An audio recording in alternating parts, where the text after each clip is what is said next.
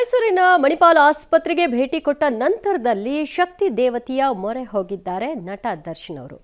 ಮತ್ತೊಮ್ಮೆ ದೇವರಲ್ಲಿ ಅವರು ಪ್ರಾರ್ಥನೆಯನ್ನ ಸಲ್ಲಿಸಿದ್ದಾರೆ. ಪಾಂಡವಪುರದ ಆರತಿ ಉಕ್ಕಡದಲ್ಲಿ ದರ್ಶನ್ ಪೂಜೆಯನ್ನ ನೆರವೇರಿಸಿದ್ದಾರೆ, ತಡೆಯೊಡಿಸಿದ್ದಾರೆ. ಕುಟುಂಬಸ್ಥರ ಜೊತೆಗೆ ದೇವಸ್ಥಾನಕ್ಕೆ ಭೇಟಿ ಕೊಟ್ಟಂತಹ ದರ್ಶನ್ ಅಲ್ಲಿ ಪೂಜೆಯನ್ನ ನೆರವೇರಿಸಿದ್ರು.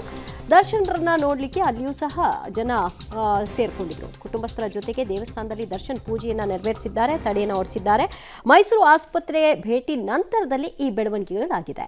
ಈ ಬಗ್ಗೆ ಮತ್ತಷ್ಟು ಮಾಹಿತಿ ಪಡೆಯೋಣ ನಮ್ಮ ಪ್ರತಿನಿಧಿ ರೋಹಿತ್ರಿಂದ. ರೋಹಿತ್, ಮಂಡ್ಯದ ಉಕ್ಕಡ ದೇವಸ್ಥಾನಕ್ಕೆ ಬರೋದು ಪೂರ್ವ ನಿಗದಿ ಆಗಿತ್ತಾ?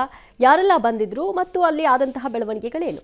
ದಿವ್ಯಾ, ಇದೇನು ಹೆಚ್ಚು ದಿನಗಳ ಪೂರ್ವ ನಿಗದಿಯಾದಂತಹ ಕಾರ್ಯಕ್ರಮವಲ್ಲ, ಇವತ್ತು ಬೆಳಗ್ಗೆ ಡಿಸೈಡ್ ಮಾಡುವಂತ ಕಾರ್ಯಕ್ರಮ ಅಂತ ಹೇಳಿ ಕಾಣ್ತಾ ಇರುವಂತದ್ದು. ಅದು ಕೂಡ ಆಸ್ಪತ್ರೆಗೆ ಹೋಗುವ ಮುನ್ನ ಅಹಲ್ಯ ದೇವಿಗೆ ಒಂದು ಪೂಜೆ ಮಾಡ್ಬೇಕು ಅಂತ ಹೇಳಿ ಅನ್ಕೊಂಡಿದ್ದಂಗೆ ಕಾಣ್ತಾ ಇರುವಂತದ್ದು. ಮಂಡ್ಯ ಜಿಲ್ಲೆಯ ಶ್ರೀರಂಗಪಟ್ಟಣ ತಾಲೂಕಿನ ಆರತಿ ಉಕ್ಕಡದ ಅಹಲ್ಯ ದೇವಿಗೆ ಅಂದ್ರೆ ದೃಷ್ಟಿ ದೋಷ ಮತ್ತೆ ಆಗಿರುವಂತಹ ಸಮಸ್ಯೆಗಳೆಲ್ಲವೂ ಕೂಡ ಬಗೆಹರಬೇಕು ಅನ್ನೋ ನಿಟ್ಟಿನಲ್ಲಿ ಆ ಒಂದು ಅಹಲ್ಯ ದೇವಿಗೆ ತಡೆಯನ್ನ ಹೊಡೆಸಿದ್ರೆ ಎಲ್ಲವೂ ಕೂಡ ನಿವಾರಣೆ ಆಗುತ್ತೆ ಎಂಬ ನಂಬಿಕೆ ಇದೆ.